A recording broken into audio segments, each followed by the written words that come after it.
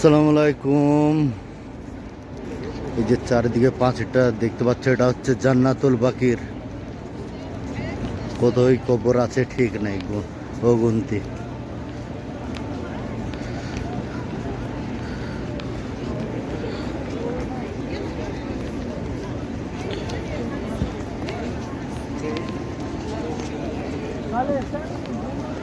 কোথায় মানুষ নামাজ পড়তে কত দেশ থেকে আসে। এটা হচ্ছে 365 নম্বর গেট নম্বর। এটা